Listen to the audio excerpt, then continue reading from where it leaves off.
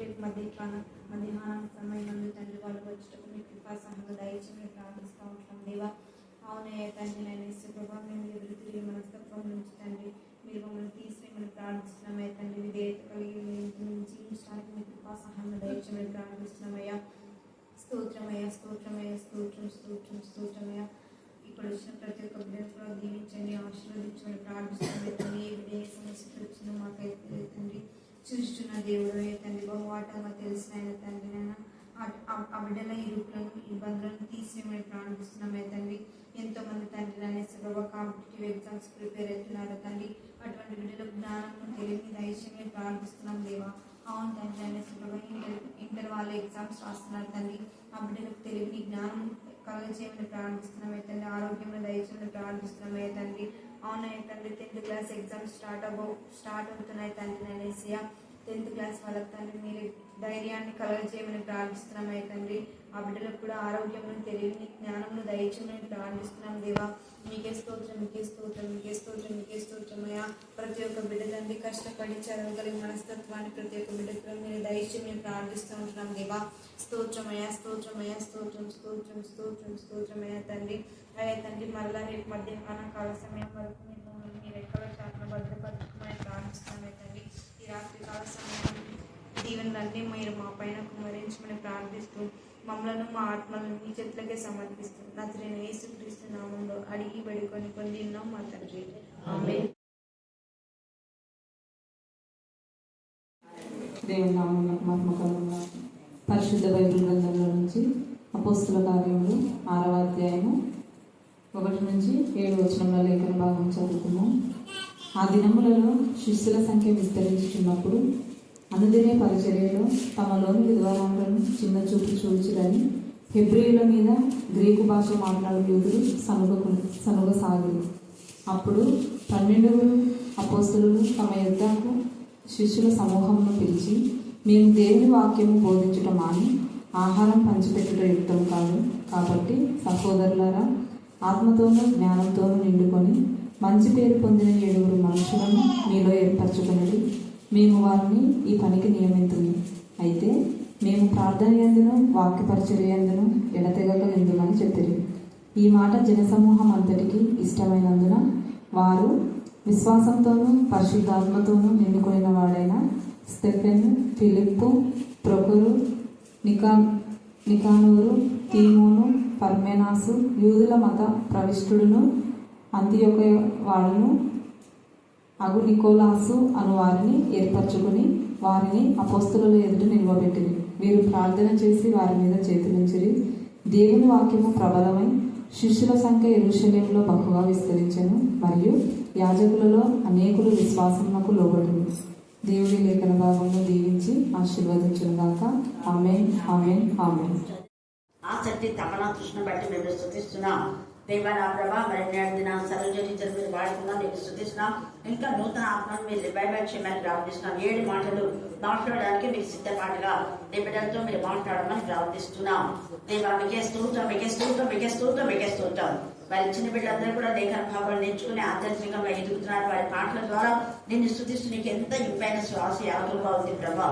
దేవా, చేరిన ప్రతి బిడ్డను పరిశుద్ధ ఆత్మతో శక్తితో మీరు నింపమని ప్రార్థిస్తున్నాం దేవా. అపోస్తల కార్యం 1వ అధ్యాయం నుంచి 5వ అధ్యాయం దాకా కూడా ప్రధాన మతని యాజకులు కానివ్వండి, పరిసయ్యులు, శాస్త్రులు, సద్దుకైలు అందరూ నా ప్రభా పేతురుని ఎంతగానో హింసించారు, యోహాన్ని హింసించారు, బాధ పెట్టారు. నా తండ్రి యాకోబును కూడా స్త్రీలని కూడా చంపుతారు కదా. ఇలాంటి పరిస్థితులలో మీరు యాజకులలో కలుగజేసిన మార్పుకి ఎంత స్తుతించబడతారు. ప్రపంచమంతట్లో యాజకులు మారినప్పుడు మాత్రమే సంఘంలన్నీ కూడా నిన్ను మహిమపరిచి కనపరుస్తాయి. కానీ యాజకులలోనే ఐక్యత లేదు, యాజకులలోనే మార్పు లేదు.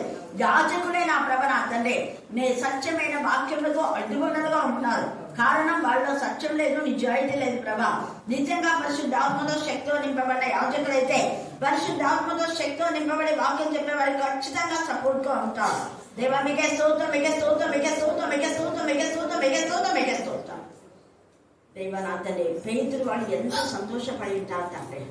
యాజకులు సపోర్ట్ చేస్తున్నారు. అనేక యాజకులు వారి విశ్వాసం చూసి నా తండ్రి వారు బలపడినట్టుగా మేము చూస్తున్నాం. అవును ప్రభా, ఇద్దరిలో ఉన్న విశ్వాసం దేవా మేము చూసినప్పుడు మా విశ్వాసాన్ని మేము క్యారీ చేసుకునే జ్ఞానం కలుగుతామని ప్రార్థిస్తాం. ఇతరులు మహిమకరంగా అద్భుత కార్యాలు ఆశ్చర్యకాలు చేసినప్పుడు మా బ్రతికేంటనే మేము మా తండ్రి ఆత్మ పరిశీలన చేసుకోవడానికి మీ కృపాసనం దయచమని ప్రార్థిస్తాం.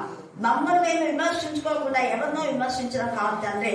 మీకే స్తోత్రం, మీకే స్తోత్రం, మీకే స్తోత్రం, మీకే స్తోత్రం, మీకే స్తోత్రం. చదవన లేఖన యాజకులలో అనేకులు విశ్వాసమునకు ఏం చేసినారంట? లోబడిది. యాజకులు లోబడిది. ఇక్కడ ప్రజలు లోబడ్డం కాదు. ఎవరు లోబడినారు? మళ్ళీ చెప్పాలి, మళ్ళీ చెప్పాలి, గట్టిగా గట్టిగా చెప్పాలి. లోబడిన యాజకులు ఎవరు? ఎవరికి లోబడినారు? యాజకులు ఎవరికి లోబడినారు? శిష్యులకు. శిష్యులు చెప్పిన వాక్యమునకు. శిష్యులు చెప్పిన వాక్యమునకు యాజకులు లోబడినారంటే డైరెక్ట్ స్పీచ్ లో మేము నేర్చుకుంది కొంటే మీరు నేర్చుకుంది చాలా అని చెప్పారు. నిన్నటి దినాన సరోజ టీచరు వాక్యం చెప్తూ మీకు ప్రశ్నించింది. మీరు చెప్పే జవాబులు చూసి ఎంత సంతోషపడిందాం. చిన్న పిల్లలు కూడా ఎంత రెస్పాన్సిబుల్ గా ఉన్నారు సరోజ టీచర్గా. అంటే రోజు 4-5 వచనాలు నేర్చుకుంటారని చెప్తాను నేను.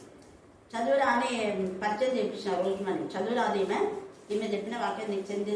అవునా, నేను ఈమె బాగా చదివింది అనుకున్నానే. చదువురాదు. ఎక్కడ పనిచేస్తుందో తెలుసా అని తెలియదు. అయిపోయింది పంచాయతీ బోర్డులో.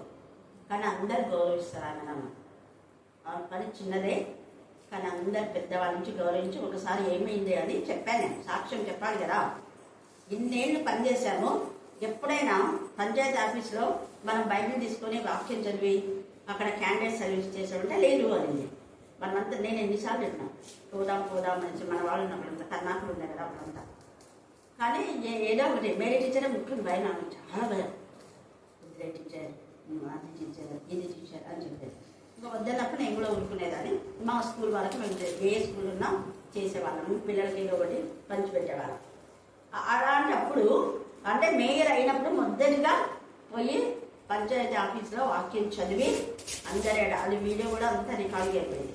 ఇందిరా మేయర్ అయినప్పుడు దేవుడు నాకు ఇది మేయర్ పదవి ఇచ్చినాడు. ఎన్ని స్ట్రగ్లింగ్స్, ఎంత పెద్ద మరి ఒత్తిడిలో కూడా దేవుడు విషయమితే ఇది నిజం అంటే ముందే రివీల్ అయింది కాబట్టి అనేసి అందరి ఎదుట వాళ్ళంతా హైందవులు అందరూ ఉన్నారు. అందరి ఎదుట బైబిల్ చదివి ప్రార్థన చేసిన తర్వాత అక్కడే నన్ను చేతిలో కూర్చోబెట్టాలని చెప్పింది.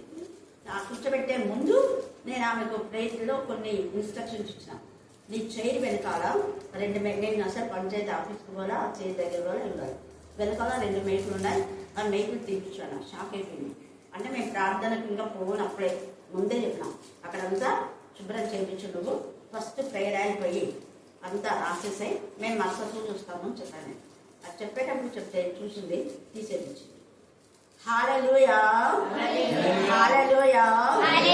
అంటే గతంలో ఉన్న వాళ్ళు మూఢనమ్మకాలతో ఏదో కొట్టించుకున్నారు. చాలా మంది మేకులు కొట్టించుకుంటారు. బెంజమైన వాళ్ళ ఇంటి పైన కూడా ఇక్కడికి వచ్చి అన్న ప్రే చేయించాడు. అక్క చాలా శోధన ఉంది ఇంట్లో అని చెప్పినప్పుడు మీ 4 మూలలకు పైన మేకులు ఉన్నాయన్న కొట్టినారు, నీకు తెలుసా అన్న. అక్క లేదే అన్నాడు. ఉన్నాయి పోయి చూడుకోండి ఆయన చూస్తే ఉన్నాడు. తీసేపించాను. హల్లెలూయా. ఎవరు కొట్టింటారక్క? మమ్మ ఇద్దరు పైకి ఎక్కి ఎవరు కొట్టింటారు? ఎవరు మీ విజయాలు కొట్టింటారు? జరుగుతారు మీ విజయాలే కొట్టింటారు. ఇంకా కొన్ని చెప్పినా అన్నకు అప్పుడు అన్న చనిపోకముందే అన్న కొన్ని అర్థమైపోయినాయి. ఎందుకు ఈ మాట చెప్తున్నా అంటే చాలా మంది ఏమనుకుంటారు, అంతా తెలిసిన యాజకులకు పాస్టర్స్ కు మిగతా వాళ్ళంతా తొత్తులు అనుకుంటుంటారు. పేతులకు అన్ని తెలుసు. అలాగా పేతులు ఇంత మంది కొట్టి చెరసాలలో వేస్తే చెరసాలలో ఈ యాజకులకు వీళ్ళకందరికి ఎప్పుడు విశ్వాసం వచ్చింది అంటే నాకు తెలిసి చెరసాలలో వేసి చెరసాల అధికారి అక్కడ ఉన్నాడు, ఆయన ఒప్పుకున్నాడు పేతులు నిజంగా మేమేం చేయాలని. అలాగా చెరసాల ఉన్నట్టుగా ఉంది. వాళ్ళు బయటకు వచ్చారంటే సంథింగ్ అక్కడ దేవుని యొక్క ఇది జరిగిందే తెలుసు కదా. అప్పటికైనా ఈ యాజకులకు బుద్ధి వచ్చిందా? వేసిన యాజకులకు బుద్ధి రాకుండా మళ్ళీ వాళ్ళని కొట్టి మళ్ళీ మీరు ఈ నామమున ప్రకటించకూడదు అన్నారు. కానీ వాళ్ళన్నా కూడా వాళ్ళు ప్రకటిస్తుంటే మిగతా యాజకులకు అంతా ఒక విధమైన మార్పు వచ్చేసింది. వీళ్ళని కొట్టి చెప్పొద్దండి అంటే కూడా చెప్తారు, మనమైతే కొడితే చెప్తాము, అసలు చెప్పాము అనేసి అనేక మంది యాజకులు, కొందరు మాత్రమే దేవునికి విరోధంగా అక్కడ ఉన్నారు. అలాంటి యాజకులను ఒప్పింప చేసే శక్తి తండ్రి అయిన దేవుడు శిష్యులకు ఇచ్చాడు. అందుకని శిష్యుల సంఖ్య విస్తరించినప్పుడు యాజకులు కూడా సిగ్గుపోతుండే.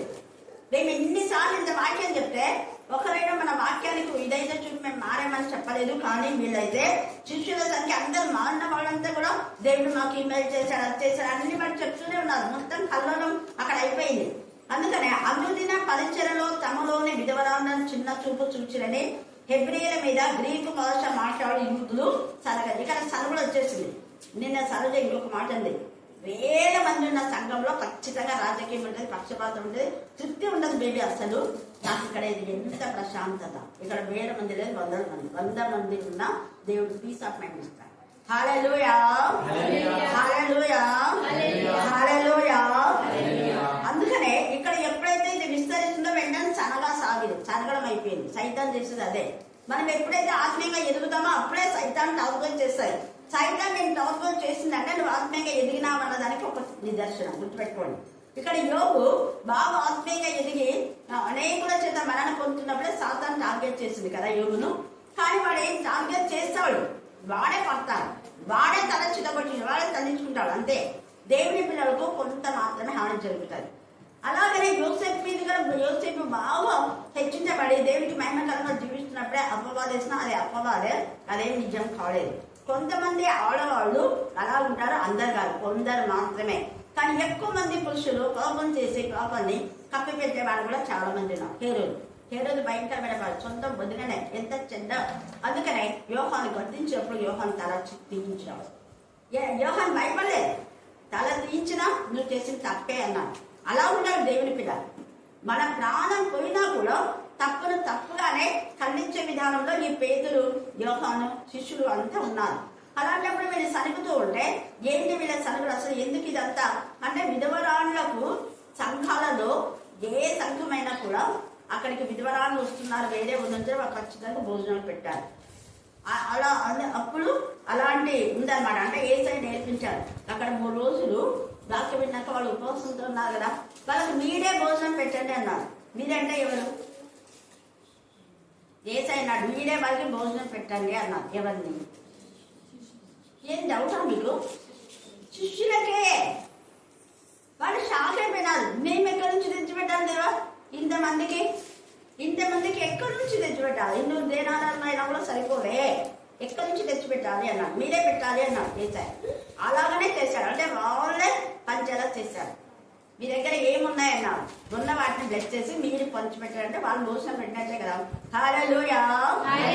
అంటే శిష్యుల పరిచయలేను చూడ, వీళ్ళు నా శిష్యులు, వీళ్ళు కూర్చుంటారు, మేమంతా కూర్చుంటాం, మీరు వడ్డించండి అని అన్నాడా యేసయ్య? అనలేదు. శిష్యులు అంటే ఎవరు? యాజకుడే. శిష్యులు అంటే వాళ్ళు బోధకుడే, వాళ్ళంతా సెయింట్స్, అపోస్తలులు. అందుకే ఎవరైనా అధికారిగా ఉన్నారంటే వాళ్ళు పరిచారకులుగా ముందు ఉండాలి. పరిచయ ధర్మం వాళ్ళకి నేర్పించినాడు. అక్కడ మీరు భోజనం పెట్టింది అంటే మీరు పని చేయండి అనే అర్థం. ఆ తర్వాత ఏమైందంటే యేసయ్య పొలంలో కొనుక్కోబడిన తర్వాత వీళ్ళు కొంతమందికి భోజనం పెట్టారు. వాళ్ళ దగ్గర ఉన్న డబ్బులతో విధవరాళ్ళకు భోజనం పెట్టడం అలాగా పెట్టున్నారు. వాళ్ళలో కొంతమందికి సరిగా పెట్టకుండా కొందరు ఎక్కువగా తీసుకొని పోతున్నారు, ఏమో తెలియదు. దానికి సరుకులు వచ్చినాయి.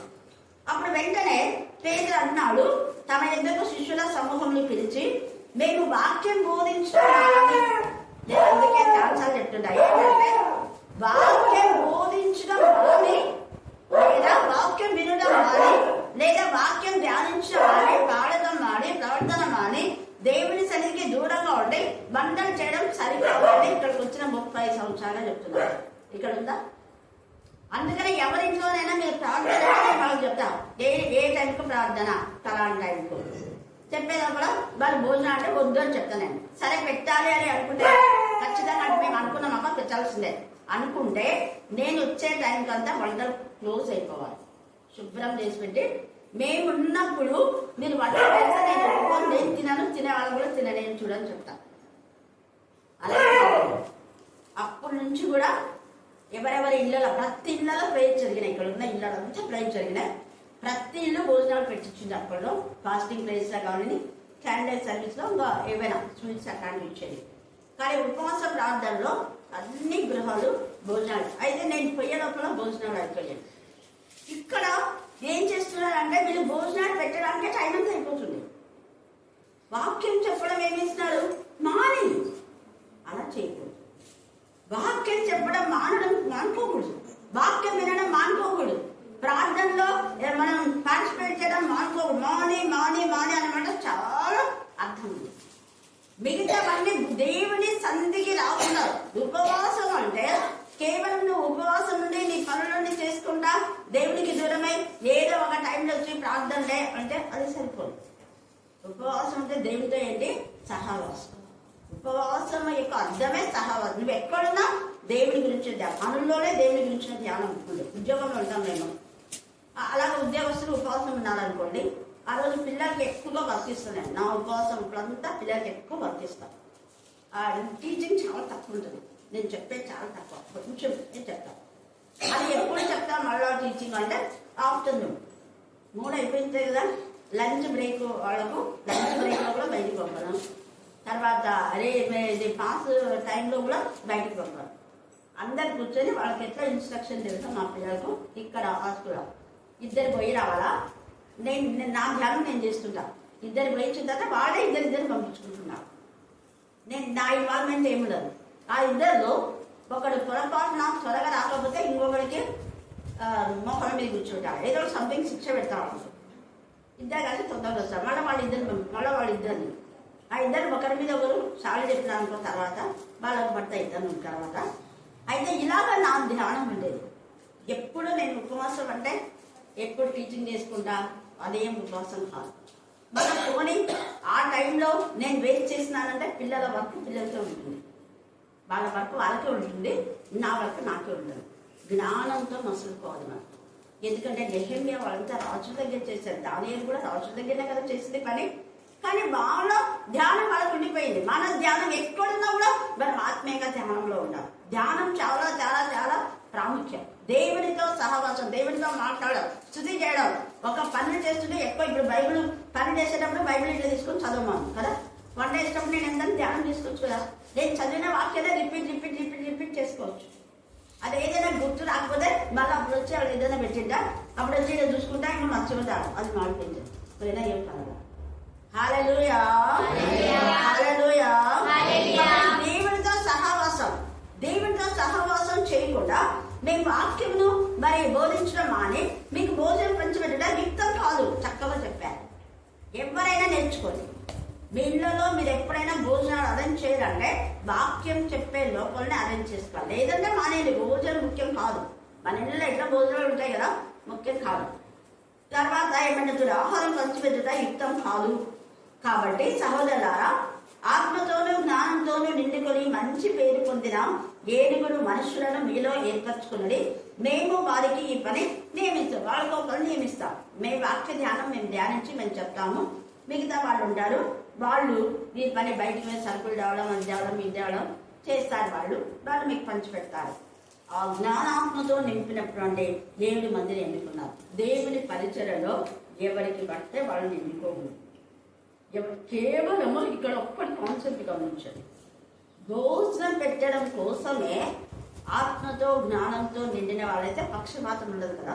అది లేదంటే మనోడు ఆడ వడ్డించిన వాళ్ళైతే పోయి క్యారెట్ పోతుంటాయి ఇలా, అవునా కదా. ఎప్పుడు చర్చిడే కానివ్వండి, వేరే ఏదైనా మిగిలిందంటే ఫలానా వృద్ధురాలు, ఇక్కడ ఒక వృద్ధురాలు ఉంది, ఆమెకి ఎప్పుడైనా మిగిలితే మనం పంపిస్తాం. కానీ చర్చి నుంచి ఎప్పుడైనా పంపిస్తున్నారా అడగండి. శారీస్ ఎవరెవరో తీసుకుని ఇచ్చినారు, ఆమె కూడా విధురాలు కదా. నేను అడిగిన, ఇవ్వలేదన్నారు. వెంటనే మన కన్నా బిడ్డల ధర్మ ఆమె ఇచ్చాను. నేను ఇది ఉదాహరణ చెప్తున్నా. మనం ఇవ్వవలసింది మన వీధులలో ఎవరైతే నడవలేక చేతగాక సరిగా వండుకోలేక ఉన్నారో వాళ్ళకు మనము షేరింగ్ ఇవ్వాలి. అది పక్షపాతం అనేది ఉండదు. ఇక్కడ వీళ్ళు ఆ ఆత్మతో నింపబడిన వాళ్ళైతే నా పని చేస్తారు, అందరు చేయరు. అందుకని ఆత్మతోనూ జ్ఞానంతోనూ నిండిన వాళ్ళకే ఈ పని అప్పయ్య. వంట చేసే వాళ్ళు కూడా ఆత్మతో జ్ఞానంతో నింపబడాలని మనం క్వశ్చన్ చేస్తాం కదా.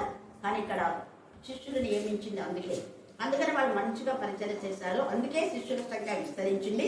వీళ్ళు చేసే పరిచయాన్ని బట్టి యాజకులలో మార్పు వచ్చింది. హల్లెలూయా, హల్లెలూయా, హల్లెలూయా, హల్లెలూయా. అంటే వీళ్ళు ఎలా పరిచయం చేస్తున్నారు? సరుకులు తేపమంటే సరుకులు తేడానికి పోయేటప్పుడు కూడా తనతో మాట్లాడుకుంటూ పోవడం. ఆ సరుకులు చెప్పేటప్పుడు మాత్రమే అది ఇది అని చెప్పి మళ్ళీ వచ్చేటప్పుడంతా కూడా మళ్ళీ దేవునితో మాట్లాడుకుంటాం. వంట చేసేటప్పుడు దేవునితో మాట్లాడుకుంటాం. ఈరోజు దేవుడు నాతో ఇది చెప్పిన, నాకు ఈ కళ వచ్చింది, ఈరోజు నేను ఈ అధ్యాయం చదివిన, ఈరోజు ఇదే. ఒకరితో ఒకరు పంచుకుంటున్నారు.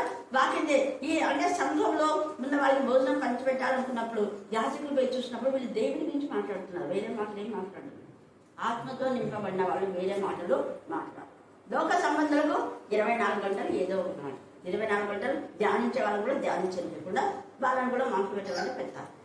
తాజెంటే కొంచెం మనం ఏం చేస్తుంది చెప్పేస్తారు. అదే దేవుని విషయంలో ఉండే వాళ్ళు వీళ్ళు ధ్యానం చేసుకున్నారు, వీళ్ళని మాట్లాడినప్పుడు.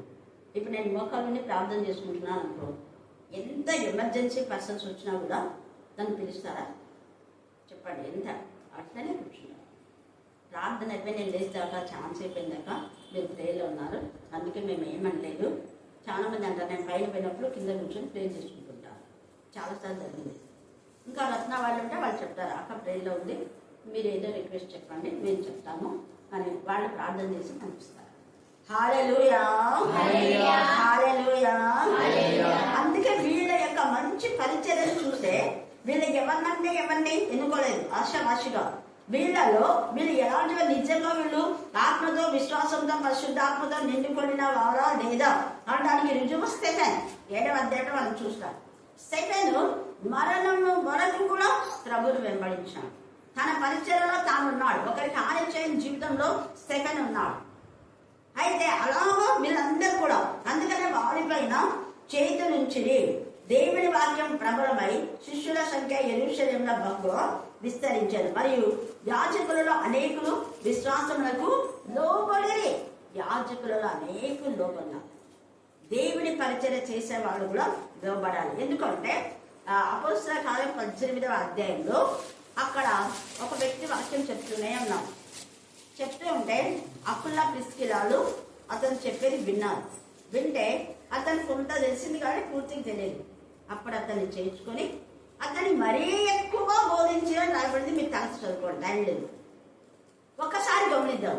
అతను కూడా సేవకుడే, అకుల్లా ప్రిస్కిలాలు సేవకుడే, పౌలు సేవకుడే, అక్కడ వాక్యం చెప్పిన మరొక వ్యక్తి కూడా మా సేవకుడే. ఆయన అనొచ్చు నేను కూడా సేవకునే, మీరేంది నాకు చెప్పేది, నాకు బాగా తెలుసులే అన్నాడా? అతను అనలేదు. మీరు చదువుకోండి. అతన్ని చేర్చుకొని రండి, ఇదిగో ఇది విధానం యేసయ్య గురించి మీరు చెప్తున్నారు కానీ ఇంకా లోతైన విషయాలు ఉన్నాయి, మనం అని ఇంటికి తీసుకువెళ్ళి మరి ఎక్కువగా అతనికి బలపరిచి అతనికి బోధించి, అది ఎంత లోబడ్డాడు అతను. నేను సేవకుడిని, నేను రెవరెండు, నేను పలానే ఇది నేను ప్రీస్ట్, నేను అది ఇది ఏం మాట్లాడలేదు, మాట్లాడలేదు. అది విశ్వాసం. అపోస్తల కార్యం 8వ అధ్యాయంలో ఇంకొక అతను కూడా వాక్యం చెప్తున్నాడు. వాక్యం చెప్పడం బాగా చెప్తున్నాడు ఫిలిప్పీ అతను.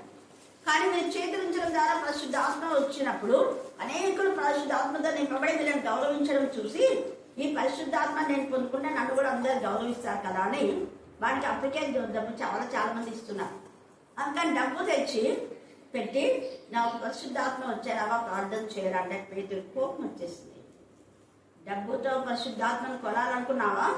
కోట్లు పెట్టిన పరిశుద్ధాత్మ రాదు. పరిశుద్ధాత్మ అంటే ఏంటి? దేవుని శక్తి. అది దేవుని శక్తి ఎవరిలోకి వస్తుంది? శుద్ధ హృదయం వాళ్ళకి వస్తుంది. నీ హృదయం దేవుడి దగ్గర సరిగా లేదు కాబట్టి నీ డబ్బుతో నువ్వు కూడా నాశనం అయిపోతావు. మనమంటే ఎంత శాపం పెడుతున్నారు చూడు. ఈయన పరిశుద్ధాత్మ అంట, పరిశుద్ధాత్మ ఉన్నోళ్ళు ఇంత శాపం పెట్టొచ్చా అంటామా లేదా? మనం ఏం శాంతి అంటాం కదా. మరి ఆయన శాపం పెట్టాడా? నాశనం అవుతావని కూడా నీ డబ్బుతో నువ్వు కూడా పోతావన్నారు. జాగ్రత్తలు కూడా హెచ్చరిక కూడా లేదా? హెచ్చరికలే లేవు. నీ డబ్బు నువ్వు నాశనం అయిపోతావు. నీ దేవుడు ఎంత సరిగా లేదు. అందరి ముందు అతనంటే పరిచయమే లేదు. వస్తుంది పరిచయం ఉండి అతనికి పేదలకు పడక ఇలా అన్నాడు అనడానికే లేదు. వెంటనే ఆ వ్యక్తి కూడా నన్ను శాపం పెడతావా? నువ్వేంటి పేదలు అయితే ఏసుడు శిష్యుడు అయితే ఏంటి? నాకు కూడా తెలుసు వాక్యం, నేను కూడా బోధిస్తా, నువ్వు పక్కకుళ్ళు ఈ విధంతా నేనే బోధిస్తా అన్నాడు అతను. అన్నాడు. వెంటనే పశ్చాత్తాపడి అతనికి ప్రార్థన వచ్చు, అతనికి వాక్యం తెలుసు, అతను కూడా బోధకుడే, నన్ను క్షమించి నా కోసం మీరే వెళ్ళిపోండి, ఈ శాపం నాకు రాకుండా. అప్పుడు పేదలు ప్రార్థన చేస్తే అతను మరల వాళ్ళతో కలిసి పరిచయం చేసినాడు. హల్లెలూయా. ఒక పుస్తకంలో అతను పరిశుద్ధాత్మతో నింపబడి ఎక్కువ సేవ చేసే ప్రతి చోట ఆయన ఇది చెప్పాడంట, నేను డబ్బుతో కొనాలనుకున్నా నన్ను పొందించినాను పేతురు. పేతుని బట్టి నేను ఆత్మతో శక్తితో నింపబడినాను, దేవుని గణపరిచినాను. పేతుడి ప్రార్థన నన్ను బలపరిచింది అని సాక్షి చెప్పాడు పేతుడి గురించి. అది మనం ఎవరి ద్వారా మేలు పొందాం వాళ్ళని మర్చిపోకూడదు లైఫ్లో. నేను ఎన్నిసార్లు దినకర్ అనుకోలు, మనోహర్ బ్రదర్, ఆర్ఆర్కే ముక్తి అనుకోలు, జీజాన్ అనుకోలు కదా, తేడోడు విలయం కాదు, వీళ్ళందరి బోధలు ఒక్కసారి మద్దతు తెలుస్తుంది కూడా విన్నా నేను. అప్పుడు ఎప్పుడో వచ్చి చాలా మేము చిన్నగా ఉన్నప్పుడు, లేదా ఆమె సేవా కార్యక్రమం చూసి ఇన్స్పిరేషన్. సిస్టర్ చాలా మంది నాకు తెలుసు, కెథలిక్ సిస్టర్స్. అలాగే నేను తెరిసాను చాలా గౌరవించదాన్ని. హల్లెలూయా, హల్లెలూయా, హల్లెలూయా. ఆ విధానంలోనే కేథలిక్ వాళ్ళు నాకు చాలా పరిచయం. వాళ్ళ ఇళ్ళలో ప్రతి బుధవారం కేథలిక్ వాళ్ళ దగ్గర పిలిచి, ప్రతి శుక్రవారం సిఎస్ఐ చర్చి అలాగే జరిగేది మా మినిస్ట్రీ. ప్రతి శనివారం చిత్తాడి గేర్లు, మంగళవారం వడ్డగేర్లు, సండే రోజు మండే రోజు మా ఇంట్లో 2 days. తర్వాత బుధవారం అక్కడ సిఎస్ఐ చర్చి, శుక్రవారం కూడా అక్కడ జరిగేది. చిత్తాడికి ఏది చాలా దూరం అయిపోయింది, నేను డ్యూటీలో చేరినప్పుడు నాకు కష్టం అయిపోయింది. అప్పుడు నేను మా అన్నకు వెళ్ళమని చెప్పిన. తర్వాత మళ్ళీ మేము మా ఇంట్లో పెట్టుకున్నాం. మా ఇంట్లో అంటే అప్పటికి మనోహర్ బ్రదర్ రావడం, ఆత్మతో నింపబడడం, అంతకుముందు చేసిన పరిచయం అది. పరిశుద్ధ ఆత్మ నింపబడిన తర్వాత మా ఇంట్లోనే ప్రతి బుధవారం, ఇంకా కొన్ని రోజుల్లో మధ్యన ఎప్పుడంటే చర్చిలో, సీసీ చర్చిలో మేము గ్యాదర్ అయ్యే వాళ్ళం. అలాగా ఎలాగ అనుకూలం అంటే అలాగా కుష్ఠరోగుల దగ్గరికి, హాస్పిటల్కు, జైలర్స్ దగ్గరికి ఎలాగా పరిచయం చేసేవాళ్ళము. ఏం రావడం ఇంకా 7 గంటలకంతా మేము గ్యాదరింగ్ అనమాట, టైం టు టైం. అంతలో కూడా మా వంటలు చేసుకోవడం, మా పనులన్నీ చేసుకోవాల్సిందే. ఎందుకు నేను ఈ విషయం చెప్తున్నా అంటే, అందుకే అప్పట్లో ఎవరైతే ఆత్మతో పొందుకున్నారో ఎవరు పడిపోలేదు. అందరు పెద్ద పెద్ద సంఘాలు పడుకున్నారు. ప్రత్యేకంగా అసలు ఇక్కడికి వచ్చి చెప్పింది కూడా మీ దగ్గరికి రత్నప్రభ, మేము అక్క సహవాసం నుండి ఇచ్చినారు వాళ్ళు. అక్క సంఘంలో నుంచి మమ్మల్ని ఇంకా మాకే ఉండి 2 పాస్టర్స్, ఒక పాస్టర్ అన్నాడు అంటే ఏం బాధ లేదులే అని వచ్చి ఏడ్చినప్పుడు, దేవుడు మీకు పెద్ద సంఘాన్ని ఇస్తాడు, మీకు కూడా ఏం పర్వాలేదు. నాన్న ప్రభాగా వచ్చాడు కదా, నాన్నను ఒంటరిగా ఉన్న నాన్నను సొంతగా ఎవరిని ఆశించకుండా ఒక్క జీవితంలో, అమ్మ పెన్షన్ కూడా ఆశించలేదు నాన్న, అసలు పెన్షన్కి అప్లై చేయలేదు. పోవాలంటే తిరగాలంటే ఇక్కడ వాక్యం మానాలి కాబట్టి అమ్మ పెన్షన్ తీసుకోవాలి. అలా ఒక్కడి జీవితంలోనే అంత మంచి ఇల్లు నాన్న కట్టి చర్చి కట్టాడు కాబట్టి ఖచ్చితంగా మీకు కూడా దేవుడు ఇస్తాడు అన్నప్పుడు వాళ్ళు వేచున్నారు. 1 monthలోనే మా చర్చ్ ఓపెన్ చేసినారు, ఎమ్మెన్యల్ చర్చ్. మనం కూడా 2 times పోయినా స్త్రీల సమాజం తరఫున మిరియాం వాళ్ళ దగ్గర వచ్చి. హల్లెలూయా, హల్లెలూయా. ఎక్కడైనా ఆటం జరిగిందని ఖచ్చితంగా దేవుడు తన పిల్లలను ఏర్పాటు చేసుకుంటాడు, వాళ్ళు మైట్గా ఎన్నుకుంటాడు. ఒకరిపైన ఆధారపడి చూడటం దేవుడు తన బిడ్డలిస్తాడు. అయితే మనం దేవుడికి వ్యతిరేకంగా ఉండాలి. సంఖ్య పెరుగుతున్నప్పుడే గొడవలు వస్తాయి. బుధవారం బైబిల్ స్టడీ 300 మంది. అక్క ఏమైనా అక్క అన్నారు, శీలకూటం కూడా రాకుండా పండించగా చాలా మంది వచ్చి మళ్ళీ మాతో మాట్లాడి వెళ్ళిపోతుంది. పెద్దలు కూడా వస్తుంది, కొంతమంది యూత్ వచ్చేవాళ్ళు చాలా మంది, దాదాపు 300 దాకా. శీలకూటం ఒక 200 మంది వచ్చేవాళ్ళు. ఆ కాపర్ల సాక్ష్యమే ఈ యాజకుడు. ఇప్పుడు అర్థమైందా మీకు? అప్పుడున్న యాజకులు అందరూ ఏకీభవించారు, అనేక యాజకులు ఏకీభవించారు, కొందరు మాత్రమే. ఆ కొందరి గురించి మనం పట్టించుకుని అవసరం దేవుడి దగ్గర ఉంటుంది. అందుకే ఇక్కడ యాజకులు ఎంత చక్కగా అనేకులు విశ్వాసం నాకు లోబడి, అనేకులు మన దగ్గరికి ఎంతమంది పాస్టర్స్ వచ్చారు, ఎంతమంది వాక్యం చెప్పారు. జాస్పన్న కానివ్వండి, పాలి కానివ్వండి, రత్నప్రభ, మధుమతి, ఇంకా తర్వాత నేరి మైకల్, వాళ్ళు కూడా మంచి పరిచయం. ప్రమోద్ దగ్గర, ప్రమోద్ ఇక్కడికి కూడా వచ్చినాడు, 2-3 times చెప్పాడు అప్పుడు. ఇప్పుడు ఇంకా నేను కూడా పిలవడానికి నాకు టైం లేదు. తర్వాత పెద్ద మినిస్ట్రీ స్టార్ట్ చేసేవాడు, ఎందుకు అనేసి వస్తుంటాను. ఎప్పుడన్నా ఒకసారి ఫోన్ చేసి ప్రైజ్ గాడ్ ఇస్తుంటాను. హల్లెలూయా. అక్కడ అడిగిండు, ఎందుకంటే మా దగ్గర చిన్నప్పటి నుంచి పెరిగాడు కాబట్టి అక్కడ పెద్ద సంఘాన్ని చూపిస్తున్నాను. నాకు చాలా మంది ఉన్నారు, నేను వాక్యం చెప్తున్నాను, నాకు కలబడింది అంటే ఖచ్చితంగా దేవుని నేను వాడుకుంటాను. వాళ్ళకు సంఘం స్థాపించవచ్చు కారణాలు. నన్ను అందరూ ఎస్సీ డాక్టర్ అంటున్నారు అంటే అందరూ ఏంటంటే ఇంకా సర్టిఫికేట్ చించేసేయమని చించేసేయి. డాక్టర్ పనికి పోవద్దు, దేవుని సేవ నీలో ఉంది కాబట్టి సేవ చేయమని చించి పడేశాడు. చించి పడేసి సేవకు ఉపయోగించుకున్నాడు. వాళ్ళ భార్య కూడా క్రిస్టియన్, బ్లెస్సీ డాక్టర్, మంచి పేరు పొందుతారు. ఆ కళ నెరవేరింది. ఇక్కడ చాలాసార్లు వచ్చారు ఫ్రైడే. తర్వాత ఇంటి ప్రతిష్టప్పుడు కూడా నేను ప్రమోద్ ఇంకా ఎవరో ఇద్దరితో వాక్యం చూపించినాను. నాకు బాగుంటుంది. సుదర్శన్ అంకుల్ వచ్చాడు. అంకుల్ ఏమంటే లేదు నీ వాళ్ళంతా హెమ్మీలో ఉన్నారు, పెద్దలు కూర్చున్నారు అంటే మా అన్న కూడా వచ్చిండు, ప్రమోద్ కూడా వచ్చిండు. ఎందుకు నేను చెప్తున్నానంటే దేవుడి పిల్లలను నిజంగా ఆత్మతో నింపబడే వాళ్ళు సహకరిస్తారు, మిగతా వాళ్ళు సహకరించారు. కాబట్టి సమీపంలో మనం ఆత్మలో ఎదగడం మాత్రమే మనం చూసుకోవాలి. ఆత్మీయంగా ఎదగకుండా చేసే వాళ్ళతో మన సహవాసాలు అవసరం లేదు. మనం ఎక్కడ ఎదుగుతామో అక్కడ ఉండే ఆత్మీయంగా ఎదుగుతాం. దేవుడు ఈ లేఖన భాగాన్ని దీవించి ఆశీర్వదించుగాక. ఆమేన్ ఆమేన్. దేవుడు మీ కృపలో మీ కాపుదలలో కాచి కాపాడి ఇచ్చిన తండ్రి, మమ్మల్ని సజలెక్కలోంచి మీ మందిరంలో మీ వాక్యం అనే భాగ్యం దయచేసినందుకు మీకు వందనములు. ప్రభు ఇచ్చిన తండ్రి, విన్న వాక్యం బట్టి మీకు వందనములయ్యా. ప్రభు వాక్యం చెప్పిన అక్కడ మీరు జ్ఞాపకం ఉంచుకోండి. మీ ఆత్మశక్తిని తోడుగా ఉంచండి. మంచి ఆరోగ్యం దయచేయండి. అలాగే తండ్రి ఆయుష్కాలం కూడా దయచేయండి. అలాగే తండ్రి వచ్చిన ప్రతి ఒక్క బిడ్డను మీరు జ్ఞాపకం ఉంచుకోండి అయ్యా. వారికి ఉన్నటువంటి ప్రతి అవసరతను ప్రతి అక్కరిని తండ్రి మీ చిత్తానుసారంగా మీ వాక్యానుసారంగా తీర్చండి. ప్రభు ఎవరు ఎటువంటి పరిస్థితుల్లో ఉండే, ఎవరు ఎటువంటి అవసరాలు గుండా వచ్చినారో తెలియదయా. వారిని అందరినీ మీరే జ్ఞాపకం ఉంచుకోండి. వారిని అందరినీ మీరే కాచి కాపాడమని ప్రార్థిస్తున్నాను. అలాగే తండ్రి అలాగే తండ్రి పరీక్షలు ఉన్న వారిని జ్ఞాపకం ఉంచుకోండి. ఎగ్జామ్స్ ఉన్న వారిని జ్ఞాపకం ఉంచుకోండి అయ్యా. కాలేజీ కోసం తండ్రి ఎదురు చూస్తున్న వారిని కూడా మీరు జ్ఞాపకం ఉంచుకోండి. ప్రభు వారిని అందరినీ తండ్రి మీ కృపలో కాపుదలలో కాచి కాపాడండి అయ్యా. తెలివి జ్ఞాన వివేకం దయచేయండి. ప్రభు చక్కటి కాలేజీ తండ్రి వారందరికీ వచ్చినట్లుగా సాయం చేయండి. అలాగే తండ్రి వారందరూ రాస్తున్నటువంటి ప్రతి పరీక్షలో తండ్రి వారి కష్టానికి ఫలితాన్ని దయచేయండి. అలాగే తండ్రి మిమ్మల్ని కాదని తండ్రి ఏది తండ్రి అడుగు వేయడానికి వీళ్ళేనట్లుగా మీ బిడ్డలందరినీ తండ్రి మీ కృప చొప్పున తండ్రి వారందరినీ మీరు నడిపించండి. అలాగే తండ్రి మీ చిత్తానుసారంగా నడుస్తూ మీ వాక్యానుసారంగా నడుస్తూ ఆత్మీయతలో ఎదిగే భాగ్యం దయచేయండి. ఎన్నటికి ఎప్పటికీ తండ్రి మీ వాక్యం వీడి తండ్రి ఎక్కడికి వెళ్ళడానికి వీళ్ళకున్నట్లుగా సాయించండి. మీ వాక్యం తండ్రి మాకు దూరం కాకున్నట్లుగా మీ వాక్యంలో తండ్రి దానికి చేరే భాగ్యం దయచేయండి.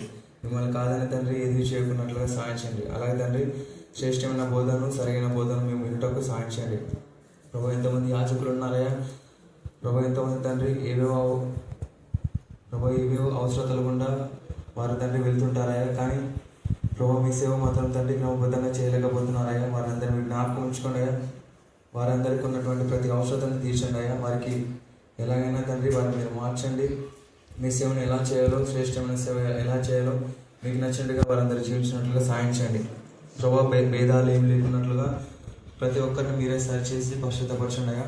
మీ సేవలో బహుబలంగా వాడుకోవడం క్రీస్తు పరిశుద్ధ పెట్టాడి వేడుకుంటూ పొందిన పరమ తండ్రి. ఆమేన్.